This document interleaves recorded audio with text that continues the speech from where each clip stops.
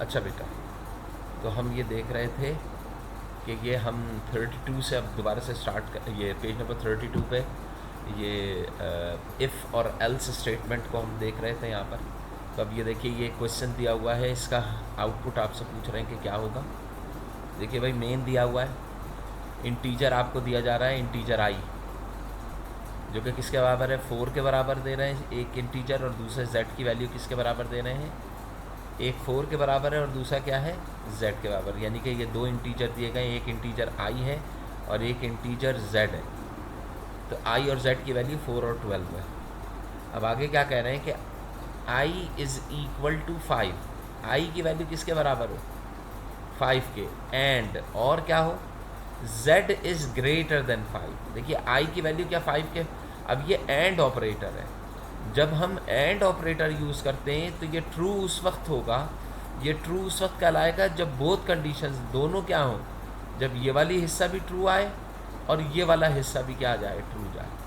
तो अब आप देखिए कि अगर मैं इसे एग्जीक्यूट करता हूँ तो i is equal to 5 if and z is greater than 5।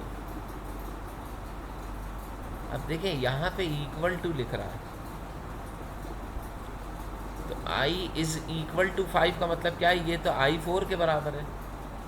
जब तुम यहाँ पे आओगे तो i 5 के बराबर, और ये लिखा हुआ भी गलत है, इसको इनको लिखना चाहिए था i इज़ इक्वल टू 5, ऐसे लिखना चाहिए था इनको, क्योंकि कंपैरिजन हो रहा है ना, असाइन तो नहीं करा रहे। लेकिन देखिए, अगर ये लिखता है i इज़ इक्वल टू 5, तो इसका मतलब क्या है कि we are assigning the value of 5 in i। अब ज़रा इसे समझना कि मैं, इसका मतलब क्या है कि we are, what we are doing, we are assigning value. हम यहाँ पे असाइन कर रहे हैं वैल्यू को, किस चीज़ में, वेरिएबल i में। बताइए, असाइन कर देने का मतलब क्या है कि ये एक स्पेसिफिक टास्क हुआ, जो कि टास्क ईजिली क्या हुआ, विदाउट एनी एरर परफॉर्म हो गया। तो जब इसका टास्क परफॉर्म हो गया है तो इसका मतलब क्या है कि इसकी रिटर्निंग वैल्यू जो होगी वो क्या होगी। अगर कोई टास्क परफॉर्म हो रहा है, मसलन i is equal to 5, comparison नहीं कर रहा है, बल्कि ये क्या कर रहा है, ये एक टास्क परफॉर्म कर रहा है। जब इसने टास्क परफॉर्म किया तो इसका आउटपुट या इसका रिजल्ट या इसकी वैल्यू जो होगी वो क्या आ जाएगी, ट्रू आ जाएगी यहाँ पर। जबकि यहाँ पे कंपैरिजन हुई और z इज़ ग्रेटर देन 5, ये भी ट्रू हुआ। तो बताइए, दोनों कंडीशन, अगर ये लिखा होता i इज़ इक्वल टू तो फिर ये फॉल्स हो जाता, लेकिन चूंकि लिखा है i इज़ इक्वल टू 5, तो इसका मतलब क्या है, it is a task and task is going to be done very easily. तो इट शोज के it's returning value should be, क्या होगी, इसकी रिटर्निंग वैल्यू 1 होगी। तो इसका मतलब क्या है कि ये ट्रू हो जाए, 1 होने का मतलब क्या है कि ये भी ट्रू हो जाएगा और ये भी ट्रू हो जाएगा। तो आपके पास जो प्रिंटिंग होगी वो किस चीज़ की प्रिंटिंग हो जाएगी, लेट अस सी प्रिंट हो जाएगा। ये स्टेटमेंट एल्स एग्जीक्यूट नहीं करेगी, तो आपके पास आउटपुट क्या रहा होगा, लेट अस सी। समझ में आई बात। वैसे अगर देखा जाए तो हमें करना क्या चाहिए था कि हमें अगर इक्वालिटी करनी, कंपैरिजन ही करना था, तो हमें i इज़ इक्वल टू 5 लिखना चाहिए। अब अगला देखिए, नेक्स्ट में क्या कह रहे हैं कि इंटीजर i की वैल्यू 4 के बराबर है, j की वैल्यू -1 है, k 0 है, जबकि आपके पास वेरिएबल i है, j है, k है, w है, x है, y है और z है। ये आपके पास वेरिएबल्स दिए, w x y z की वैल्यू नहीं बताई गई, जबकि i j k की 4 -1 और 0 वैल्यू है। आप आगे चलें, देखिए यहाँ पे लिख रहे हैं w is equals to, i को और कर रहे हैं j से और j को और कर रहे हैं k से। तो अब ये बताइए कि वैल्यू अगर ग्रेटर देन और इक्वल टू 1 है, किसी भी वेरिएबल की value, if the value of any of the variable, let suppose कि i की वैल्यू अगर ग्रेटर देन और इक्वल टू 1 है, इसका मतलब क्या है कि ये क्या कंसीडर किया जाएगा, ट्रू। और if it's value is less than 1, अगर 1 से छोटी है, ठीक है, या नेगेटिव हो जाती है, तो फिर हम इसको क्या कंसीडर करेंगे, फॉल्स। अब आप देखिए, ये 4 है, ठीक है बेटा, ये क्या आ रहा है, 4 आ रहा है। अब 4 आने का मतलब क्या हो गया कि यहाँ पे 4 आने का मतलब क्या है कि ये वाला, अगर ये लिखा है i और j और के, ये ऐसे लिखा है, जबकि ये आपके पास आई जे और के। देखिए आई जे के लिए कोई इन्होंने कंपैरिजन स्टेटमेंट्स नहीं लिखी, ये नहीं लिखा कि I is less than 5, I is less than, नहीं, खाली आई लिखा हुआ। तो इसका मतलब क्या हुआ कि what ever the value of I that decides के ये ट्रू होगा या फॉल्स। अब आई की अपनी वैल्यू क्या आ रही है 4, तो 4 होने का मतलब क्या है, दैट इज ग्रेटर देन 1, तो ये आई क्या कंसिडर किया जाएगा यहाँ पर, ट्रू। क्या हो जाएगा ये ट्रू। जे और किससे किया जा रहा है, जे से। जे की वैल्यू क्या है यहाँ पर देखिए -1, तो -1 होने का मतलब क्या है कि अगर मैं जे को -1 लिख रहा हूँ तो इसका मतलब क्या है कि ये क्या कंसिडर किया जाएगा, फॉल्स। और के की वैल्यू भी क्या है 0, तो 0 की जगह मैं क्या लिखूंगा, ये भी क्या होगा, फॉल्स। तो इसका मतलब क्या है कि आपके पास जो रिजल्ट्स आ गए हैं वो रिजल्ट्स क्या है, पहला ट्रू आया, फिर फॉल्स आया और फिर फॉल्स आया। तो ट्रू फॉल्स फॉल्स होने का मतलब क्या हुआ कि आपके पास और स्टेटमेंट में अगर कोई एक भी ट्रू होता है, एक भी ट्रू हुआ, तो आउटपुट स्टेटमेंट क्या हो जाएगी, ट्रू हो जाएगी। और है ना ये, तो और के अंदर कोई एक भी ट्रू होगा, सब ट्रू हो जाएंगे। तो इसका मतलब क्या है कि ये ट्रू हो जाएंगे। ट्रू होने का मतलब क्या है कि ये रिटर्न करेगा डब्ल्यू में वैल्यू कौन सी, ट्रू। डब्ल्यू में ट्रू रिटर्न करने का मतलब क्या है कि ट्रू रिटर्न होने का मतलब क्या है, क्या चीज़ रिटर्न हो रहा होगा, 1। तो डब्ल्यू में कौन सी वैल्यू चली जाएगी, 1 चली जाएगी। तो यहाँ पे जब मैं डब्ल्यू को प्रिंट कराऊंगा, इस डब्ल्यू को जब मैं इस जगह पे प्रिंट करा रहा हूँगा, तो देखिए यहाँ पे क्या लिखा हुआ आएगा, 1। अब दूसरी स्टेटमेंट देखिए, आई एंड क्या लिखा है, जे एंड और फिर क्या लिखा है, के। अब इसमें वही वेरिएबल्स कौन कौन से हैं, एक आई है, एक जे है, एक के है। तो उन्हीं के रिलेटिवली देखें, आई की वैल्यू के रिस्पेक्टिवली आई जो है वो क्या है, ट्रू है, जे जो है वो क्या है, फॉल्स है, और के भी क्या है, फॉल्स। तो बताइए जब आपके पास ऑपरेटर ही यहाँ पे एंड दिया हुआ है, तो इसका मतलब क्या है कि कोई एक भी फॉल्स हुआ तो सबके सब क्या कंसिडर किए जाएंगे, फॉल्स। तो इनका कंबाइन इफेक्ट जो आएगा वो क्या आएगा, फॉल्स आ जाएगा। फॉल्स आ जाने का मतलब क्या है कि ये जो रिटर्न करेगा वैल्यू एक्स में, वो कौन सी वैल्यू रिटर्न कर रहा होगा, 0। फॉल्स आ जाने का मतलब क्या है कि रिटर्न वैल्यू क्या होगी, 0। तो एक्स में जो वैल्यू आ रही होगी वो क्या आएगी, 0 आएगी। तो एक्स जब यहाँ पे प्रिंट कराएगा तो क्या प्रिंट करा रहा होगा, 0 प्रिंट। तो देखिए पहले ये क्या चीज़ प्रिंट किया इसने, 1, फिर क्या प्रिंट किया, 0। इसी तरीके से थर्ड एक्सप्रेशन के लिए, थर्ड इक्वेशन के लिए 1 आएगा और दूसरे के लिए भी 1 आएगा। तो ये आउटपुट आपके पास आ रहा होगा 1 0 1। ठीक है, तो मेरे ख्याल में ये चीज़ समझ में आ गई। आगे चलिए, वेरिएबल्स देखें, आई 4 है, जे -1 है, थर्ड वेरिएबल के है, फिर वाई और जेड वेरिएबल।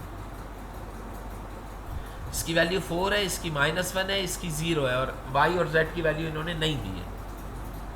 अब देखिए क्या है, क्या रहा है, y is equal to I plus 5, I plus 5, y is equal to I plus 5। अब आप ये बताइए, y is equal to I plus 5 का मतलब क्या है कि इसका रिटर्न क्या, ये ऑपरेशन, ये एक ऑपरेशन है, ये कंपैरिजन नहीं है, ये एक ऑपरेशन परफॉर्म हो रहा है, एक एक्शन हो रहा है। वो एक्शन क्या हो रहा है कि आई में 5 एडअप हो रहा है, और एडअप होने के बाद वैल्यू कहाँ मूव हो रही है, वाई में। तो बताइए आई में 5 जब आप एडअप करके वैल्यू वाई में मूव कराएंगे तो ये ईजिली हो जाएगी, ये ऑपरेशन ईजिली परफॉर्म हो जाएगा। अगर ये ऑपरेशन परफॉर्म हो रहा है तो इसका मतलब क्या है कि इसका आउटपुट क्या आएगा, ट्रू। तो ये वाली चीज़ जो होगी इसकी जगह क्या आ जाएगा, ट्रू। एंड जे +1, बताओ जे की वैल्यू क्या है, -1 है, इसमें +1 करोगे तो आंसर क्या आ जाएगा, 0। जे की वैल्यू क्या आ जाएगी, 0। जब जे की वैल्यू 0 आई तो इसका मतलब क्या है कि ये क्या बन जाएगा, फॉल्स। तो बताइए भाई, पहला ट्रू हुआ, दूसरा फॉल्स, अब तीसरा फॉल्स हो या ना हो। अब देखिए ट्रू, अब फॉल्स, अब तीसरा क्या आ रहा है, k +2, k 0 है, +2 करोगे तो वैल्यू क्या आ जाएगी, k की 2 आ जाने का मतलब क्या है कि ये भी क्या हो जाएगा, ट्रू। ग्रेटर देन 1 आ रहा है तो ये ट्रू हो जाएगा। तो आपके पास रिजल्ट क्या क्या आए, पहला ट्रू, फिर दूसरा क्या आया, फॉल्स, और फिर तीसरा क्या आया, ट्रू। तो अब आप देखिए, अगर मैं अब यहाँ पे ये चेक करना पड़ेगा कि हम पहले किसको एग्जीक्यूट करें, आया कि हम इसको एग्जीक्यूट करके आगे चलें या इसको एग्जीक्यूट करके आगे चलें। तो अगर मैं इसको एग्जीक्यूट उमूमन किया जाता है और पहले सॉल्व किया जाता है, एंड बाद में होता है। और की प्रियोरिटी जो है वो एंड से ज़्यादा है, यानी कि और जो है उसकी प्रियोरिटी मोर देन किससे होती है, एंड। यानी कि फर्स्ट हम और को सॉल्व करेंगे और फिर किसे सॉल्व करेंगे, एंड। तो देखिए भाई, आप अगर इसे सोल्यूशन करने के लिए जाएंगे, वैसे होना चाहिए क्योंकि और प्लस होता है और एंड मल्टीप्लाई होता है, तो मल्टीप्लिकेशन की प्रियोरिटी ज़्यादा होती है। आप इसको ऐसे लिखिएगा कि एंड पहले सॉल्व होगा और बाद में, यानी कि एंड की प्रियोरिटी और के रिलेटिवली ज़्यादा होगी, तो पहले एंड सॉल्व करेंगे। अब ये बताओ, इसका एंड सॉल्व करूँ तो कितना आएगा? ये भी ट्रू है और ये क्या है, फॉल्स है। तो ट्रू फॉल्स मिलके आपको इस पूरी एक्सप्रेशन की जगह क्या ले आएंगे, फॉल्स। अब फॉल्स को मुझे किसके साथ मार्क करना है, ट्रू के साथ। तो फॉल्स और ट्रू को मार्क करेंगे तो आंसर क्या आ जाएगा, ट्रू आ जाएगा। तो यहाँ पे रिटर्न क्या होगा इसमें, ट्रू। तो y की वैल्यू ट्रू हो जाने का मतलब क्या है, y की वैल्यू क्या आ जानी चाहिए, 1। ज़रा देख लेते हैं यहाँ पे कि y की वैल्यू 1 आ रही है या नहीं। देखें y की वैल्यू 1 आ रही है। यहाँ पे अगर आप चेक करें तो जो आउटपुट आ रहा है उसमें पहले y प्रिंट हुआ है, तो उसकी जगह क्या आ रहा है, 1, क्योंकि YZ है ना आउटपुट। अच्छा, दूसरे केस में भी 1 आ रहा है। देखिए इसमें भी पहले यहाँ पे I और K, देखिए I की वैल्यू तो 1 है, J और K को देखें तो K जो है वो 2 के बराबर है। अगर आप देखें तो I ट्रू था, J क्या था, हमने जो सॉरी गलत देखा, यहाँ पे देखिए ये वाली एक्सप्रेशन। अब I+5 जो यहाँ पे लिया था वो ट्रू था या फॉल्स था? देखिए I+5 ट्रू है, तो ये वाला I+5 भी क्या होगा, ट्रू होगा। तो पहले आया ट्रू, फिर और आया, फिर J+1 क्या था, फॉल्स आया, फिर एंड आया, और फिर क्या आ रहा है, K+2 ट्रू था, तो ये ट्रू। तो देख रहे हैं आपके पास वैल्यूज क्या आ गई, ट्रू, फॉल्स और ट्रू। तो बताइए जब इसे हम सॉल्व करेंगे तो क्या आ जाएगा, ट्रू फॉल्स ट्रू पे आप देखेंगे। तो पहले हम क्या करेंगे, पहले हम एंड करेंगे। तो फॉल्स ट्रू आपके पास आंसर क्या दे देगा, फॉल्स। एक फॉल्स हुआ तो फॉल्स हो जाएगा ना, और फिर से ट्रू के साथ करेंगे तो ये क्या आ जाएगा, ट्रू आ जाएगा। तो एंड आंसर आपके पास क्या आ रहा होगा, यहाँ पर ट्रू आ रहा होगा। तो ट्रू आने का मतलब क्या है कि रिटर्निंग वैल्यू 1 जाएगी, तो यहाँ पर भी क्या प्रिंट हो जाएगा, 1। तो आपके पास रिजल्ट जो आ रहा होगा वो 1 ठीक है बेटा। अगला देखिए, ये देखिए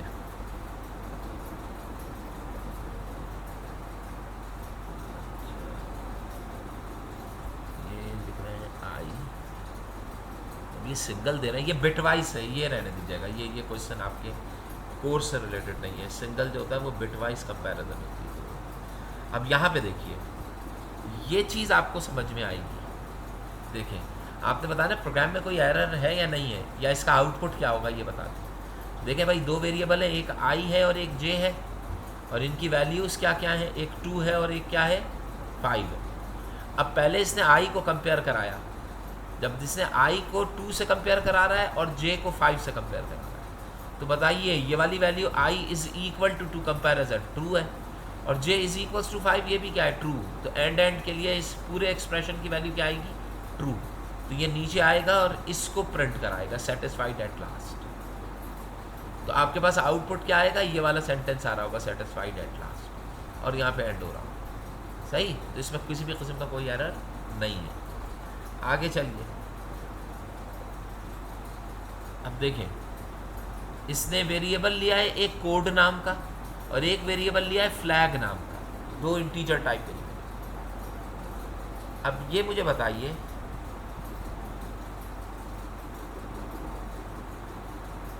यहाँ पे ये सिंगल लिख रहा है। देखो ये चीज़ तुम समझ लो, तुम्हारे कोर्स का पार्ट नहीं है। अगर डबल लिखा होता है ना तो ये नॉर्मल कंपैरिजन, नॉर्मल एंड कहलाता है। यानी कि एंड आपने करना है नंबर्स का, कि यहाँ पे एक्सप्रेशन ट्रू या यहाँ पे फॉल्स आ रही होगी, उसमें हम डायरेक्ट। लेकिन अगर सिंगल बिट दिया हुआ है तो इसका मतलब, अगर यहाँ पे लिखा है 35 और यहाँ पे लिखा है 42 और सिंगल लिख दिया ये, तो इसका मतलब क्या है कि इसको पहले किस में कन्वर्ट करोगे, बाइनरी में। यानी कि इसको बाइनरी में कन्वर्ट करो तो सपोज तुम्हारे पास आ रहा है रिजल्ट 101011, और ये आ रहा है 110101। अब इसका कंपैरिजन करने का मतलब क्या है कि इसकी हर बिट दूसरी बिट के साथ कंपेयर हो। पूरी तमाम बिट्स बाइनरी में कंपैरिजन हो और फिर उनका रिजल्ट आए। तो ये बिट वाइज कंपैरिजन के लिए होता है बाइनरी बिट, जो कि आपके कोर्स का पार्ट नहीं है, तो आप ये ना करें, ठीक है ना। तो सिंगल नहीं होना चाहिए, डबल होना चाहिए हमेशा, तब इससे समझ में आएगा।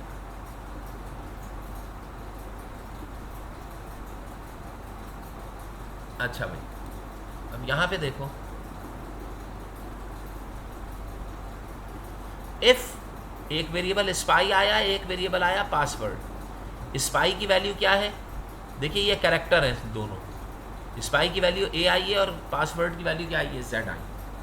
अब ये कह रहा है इफ स्पाई की वैल्यू ए के बराबर हो तो है, और यहाँ पे एक प्रॉब्लम आ रही है कि ये यहाँ पे क्या लिख रहा है, ये और लिख रहा है। अब ये बताइए दूसरा पासवर्ड की वैल्यू क्या लिख रहा है, जेड। अगर वैसे देखा जाए तो ये वाली चीज़ भी ट्रू है और ये चीज़ भी ट्रू है, तो आंसर ट्रू हो जाना चाहिए, लेकिन यहाँ पे आंसर ट्रू नहीं आएगा। रीज़न क्या है कि यहाँ पे सिंटैक्स एरर हो जाएगा। क्यों? क्योंकि आप जानते हैं कि आपके पास ये जो और लिखा है, ये ऐसे डबल लाइन बनाई जाती है। जो सी लैंग्वेज में और होता है वो और लिखा नहीं जाता, और के लिए क्या होता है, डबल जो आपके पास मार्क्स होते हैं वो हम यहाँ पे अप्लाई करते हैं। तो अगर आपने खाली और लिख दिया है तो फिर ये एग्जीक्यूशन, तो देखिए और कैन नॉट बी, अगर ये वाला और लिखा होगा तो फिर ये वाली चीज़ प्रिंट हो जाती, ठीक है ना बेटा। तो ये एरर आ जाएगा। अगला देखें, अगला जो है वो क्या किया जा रहा है कि मेन है इंटीजर आई। देखें एक वेरिएबल आई है, एक वेरिएबल जे है, ठीक है। इफ, अब यहाँ पे तुम अगर खुद समझना चाहो तो समझो कि तुमको क्या कहा जा रहा है। देखो कंपैरिजन नहीं हो रही है, कंपैरिजन होती तो मैंने बताया था आई इज इक्वल टू 5 लिखा होना चाहिए, लेकिन ये तो नहीं लिखा है ना। इसका मतलब क्या है, 5 आई में मूव हो रहा है, तो हो जाएगा मूव ईजिली। तो इसका मतलब क्या है कि इसका आंसर क्या आ जाएगा, ट्रू हो जाएगा अगर ये। एंड इफ, ये देखिए ये भी आपके पास ट्रू आ जाएगा, लेकिन ऐसे तो नहीं लिखा जाता इफ एंड इफ, ये तो कोई स्टेटमेंट ही नहीं है। तो ये कंसीडर दिस कंडीशन शुड भी, कोई इस तरीके से लिखनी जानी चाहिए थी ना, तो ये इन्होंने गलत लिख दी है, कंडीशन ही गलत लिख दी है। इफ का सिंटैक्स एरर आ जाएगा, समझ में आ रही बात। तो ये कंडीशन हो जाएगी, ये रॉन्ग हो जाएगा। अच्छा जी, अब ये इन्होंने प्रोग्राम दिए हुए हैं, इन प्रोग्राम्स में इन्होंने लीप ईयर कैलकुलेट किया है, और अब देखें ये प्रोग्राम अच्छा प्रोग्राम है। देखिए इसमें क्या कह रहे हैं, ये देख लेते हैं। देखो इसमें क्या कह रहा है, to check type of character entered from. आपने चेक करना है कि किस टाइप का कैरेक्टर जो है वो एंटर किया गया है कीबोर्ड। यूज़र से एक कैरेक्टर इनपुट लो और चेक करके बताओ कि उसकी टाइप क्या है कैरेक्टर की। अब टाइप का मतलब क्या होगा ये अभी नीचे हम देखेंगे तो हमें समझ में आएगा। देखो कैरेक्टर की टाइप्स क्या क्या बन रही हैं। कैरेक्टर जो है वो अपर केस टाइप हो सकती है, कैरेक्टर लोअर केस हो सकता है यानी कि कैपिटल या स्मॉल में, और कैरेक्टर जो है वो क्या हो सकता है, कोई डिजिट हो सकता है। अब तुम्हें पता है कि ये जो डिजिट होता है इसके नंबर 48 से स्टार्ट, एस की कोड जो होता है वो 48 से 57 तक होता है, यानी कि 48 जो होता है वो बराबर होता है 0 के, 49 जो होता है वो किसके बराबर होता है 1 के, 50 जो होगा वो किसके बराबर होगा 250 के बराबर होता है। फिर आगे चलते जाएंगे तो जो 9 आएगा वो किसके बराबर होता है 57 के बराबर। तो आपने अगर 0 से 9 के दरमियान में कीबोर्ड में से कोई कैरेक्टर इनपुट दिया है तो उसका एस की कोड जो होगा वो 48 से 57 के इन बिटवीन होगा। अब इसी तरीके से अगर आपने कैपिटल ए से लेके कैपिटल जेड तक का अगर कोई नंबर इनपुट दिया है तो इसका एस की कोड ए का क्या होता है 65 और जेड का क्या होता है 90।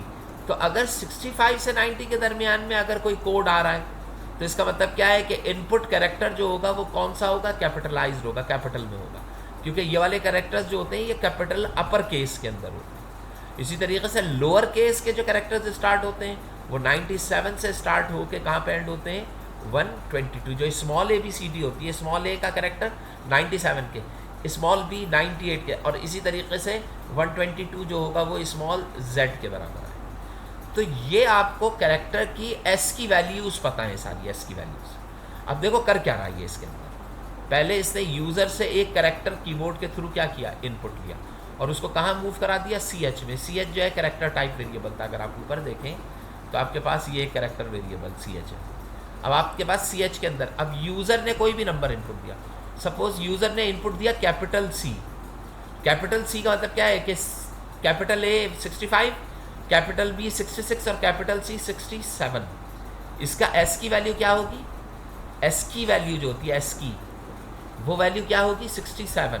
यानी कि आप 67 इंटीजर कहिए या कैपिटल सी कहिए, दोनों का मतलब सेम होगा।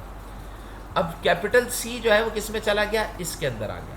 अब बताओ ये चेक क्या कर रहा है, ये चेक कर रहा है कि इफ अगर सी एच की वैल्यू ग्रेटर देन और इक्वल टू 65 के बराबर हो या 65 से ज़्यादा हो, एंड और क्या हो, कैरेक्टर की वैल्यू 90 से क्या हो, लेस देन और इक्वल टू 90 हो। समझ में आ रही है बात। तो ऐसी सूरत में इसका मतलब क्या हो गया कि या वो नंबर ए से लेके जेड, कैपिटल जेड के दरमियान में लाई कर रहा होगा। अगर ये कंडीशन ट्रू होती है तो मैं क्या प्रिंट करा दूंगा, कैरेक्टर इज अपर। तो बताइए कंडीशन ट्रू आ जाएगी ना, 67 आ रहा है ना, तो कंडीशन ट्रू होगी, ये इसको प्रिंट करा देगा। अब अगर ये नहीं हुआ, लेट सपोज कि मैंने स्मॉल सी लिखा है, बताइए स्मॉल सी 97 ए के बराबर 98 99, स्मॉल सी जो है वो किसके बराबर होगा 99। अगर यूज़र ने स्मॉल सी इनपुट दिया तो यहाँ पे देखिए क्या होगा, 97 से 122 के दरमियान में हुआ तो लोअर केस। तो वो कैरेक्टर कौन सा है ये नहीं बता रहे हैं हम, बस सिर्फ और सिर्फ लिख रहे हैं कि ये कैरेक्टर का जो केस है वो क्या है, स्मॉल कैरेक्टर है, लोअर केस है। और इसी तरीके से अगर यूज़र ने इसके बजाय इनपुट दे दिया था 5, तो बताइए 48 49 50 51 52, 5 जो है उसका एस की वैल्यू क्या होगी 52 होगी। जो आप 5 लिख रहे हैं, 5 आपने कैरेक्टर के अंदर अगर सी एच के अंदर 5 को मूव करा दिया है अगर आपने, तो इसी सी एच की जो इंटीजर वैल्यू होगी, एस की वैल्यू होगी, वो क्या होगी, इक्विवेलेंट होगी 52 के। तो अब बताइए सी एच को अगर मैं चेक करता हूँ 48 से 57 के दरमियान में, और अगर ये ट्रू आ जाती है तो इसका मतलब क्या होगा, इसका मतलब क्या होगा कि इसने क्या प्रिंट कराया है, डिजिट। ठीक है ना। लेकिन अगर इसमें से कोई भी नहीं होता सही तो फिर क्या हो, देखिए यानी कि वैल्यू ये वाली हो या ये वाली हो, या देखिए अब ये जो कैरेक्टर लिखे ना 0 से 48 तक, ये स्पेशल कैरेक्टर्स होते हैं। 57 से 65 ये भी स्पेशल कैरेक्टर्स होते हैं। स्पेशल कैरेक्टर्स क्या क्या, मसलन स्पेशल कैरेक्टर एक ये M% हो गया, वो @ हो गया, M% हो गया, डॉलर सिंबल हो गया, ये स्पेशल कैरेक्टर्स होते हैं। हैश हो गया, एक्सक्लेमेशन मार्क हो गया, कैरेट हो गया, ये सारे स्पेशल, ये स्पेशल कैरेक्टर्स जो होते हैं उनकी लिमिट्स ये दी गई है 0 से 48, 57 से 65, 90 से 97 और 122 से ग्रेटर। आप ये भी कर सकते थे कि इफ़ करके एल्स करते, एल्स इफ, फिर एल्स इफ करते और आखिर में जब एल्स लिखते तो उस एल्स के अंदर लिख देते स्पेशल, क्योंकि जो बचे हुए होंगे वो सबके सब क्या कहलाएंगे, स्पेशल कैरेक्टर्स कहलाएंगे। तो देखिए 4 ऑप्शन हो गए, अपर आता, एल्स इफ के बाद ये लोअर आता, फिर एल्स इफ के बाद डिजिट आता, और फिर एल्स के बाद स्पेशल कैरेक्टर। तो आपको ये सब, ये कंडीशंस, ये स्टेटमेंट्स लिखने की आपको ज़रूरत नहीं पड़ती, क्योंकि ये नहीं होगा तो फिर क्या होगा, अंडरस्टूड स्पेशल कैरेक्टर। और फिर आखिर में इसने प्रिंट एनी की टू कंटिन्यू, एग्जिट करके बाहर आ गया। तो इस तरीके से इसने ये प्रोग्राम जो है वो बनाया है, किस चीज़ का, अपर और लोअर केसेस को फाइंड आउट करने। तो बस इसको यहीं तक रखते हैं। अगर कोई क्वेश्चन हो मेरा बेटा करना चाहें तो आप कर सकते हैं, वरना क्लास जो है ना इसको आप जाने दें। हाँ भाई, कोई क्वेश्चन है?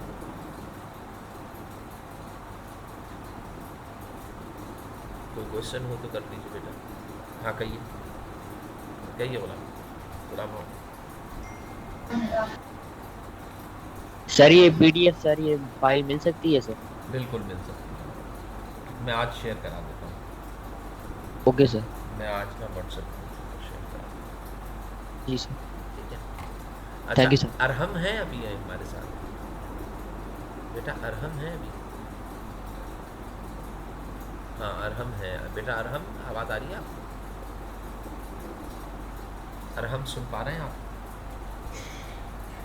जी यार। जी सर। अच्छा यार, कल तुम्हारा मैसेज आया था कि रैशनलाइज सिलेबस का तुम पूछ रहे थे। तो वो रैशनलाइज सिलेबस जो है वो तो बहुत पहले यार मैं शेयर करा चुका हूँ टोटल। कंप्यूटर का भी शेयर कराया था और फिज़िक्स का भी शेयर कराया था। तुम्हारे लिए ना मैं इसके ऊपर ग्रुप के ऊपर भी डाल दूंगा आपको पर्सनली भी, फिर अभी मैं बैठ के अभी मैं भिजवा रहा हूँ, ठीक है ना। उसमें जो चैप्टर्स है ना, उसमें सी लैंग्वेज कंप्लीट आई हुई है पूरी। यानी कि चैप्टर नंबर 1 से लेके ऑनवर्ड्स उस चैप्टर तक आ रहा है जहाँ पे इन्होंने सिर्फ सी लैंग्वेज को कवर अप किया है। Chapter 1, chapter 2, chapter 3, chapter 4। अब चूँकि जो लैंग्वेज अब उसमें है क्या क्या, इंट्रोडक्शन टू प्रोग्रामिंग आया है, और एल्गोरिथम वाला चैप्टर आया है। तीसरा आ गया है आपके पास सी लैंग्वेज इनपुट आउटपुट। फिर आ गया कंट्रोल स्ट्रक्चर। फिर आ गया है आपके पास लूपिंग स्टेटमेंट। बस यहाँ तक आया है। तो ये मेरे ख्याल में 4-5 चैप्टर्स बनते हैं। ये मैं फिर अभी आपको शेयर करा देता हूँ, तो फिर आप देख लीजिएगा, ठीक है। चले बेटा, ठीक है सर। चल।